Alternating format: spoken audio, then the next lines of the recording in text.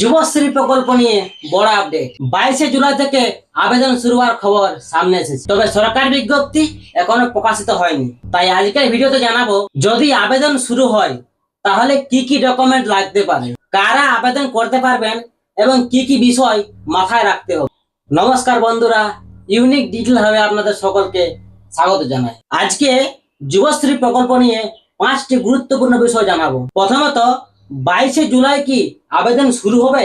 22শে জুলাই থেকে আবেদন শুরু হবে এমন খবর অনেক জায়গায় ছড়িয়ে পড়েছে, তবে এখনো পর্যন্ত এ বিষয়ে কোনো সরকারি অফিসিয়াল নোটিশ প্রকাশিত হয়নি। তাই গুজবে বিশ্বাস না করে সরকারি আপডেটের অপেক্ষা করুন। সরকারি বিজ্ঞপ্তি প্রকাশ হওয়ার সঙ্গে সঙ্গেই আমি এই চ্যানেলে সবার আগে বিস্তারিত জানিয়ে দেবো। দ্বিতীয়ত, কি কি ডকুমেন্ট লাগতে পারে। যদি আবেদন শুরু হয় তাহলে আগের নিয়ম অনুযায়ী সাধারণত লাগতে পারে আধার কার্ড, শিক্ষাগত যোগ্যতার সার্টিফিকেট, ব্যাংকের পাসবই, পাসপোর্ট সাইজ ছবি ও মোবাইল নাম্বার। তবে চূড়ান্ত ডকুমেন্টের তালিকা সরকারি বিজ্ঞপ্তিতে জানা যাবে। তৃতীয়ত, কারা আবেদন করতে পারবে। পশ্চিমবঙ্গের যোগ্য বেকার যুবক যুবতীরা আবেদন করতে পারেন, তবে চূড়ান্ত যোগ্যতার নিয়মও সরকারি নোটিশে প্রকাশ করা হবে।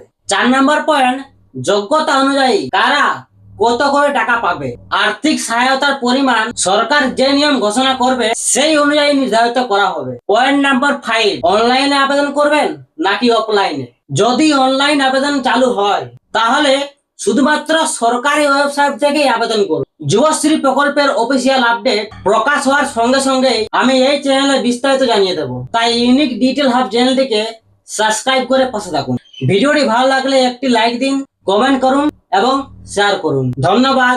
আবার দেখা হবে নতুন একটি সরকারি আপডেট নিয়ে।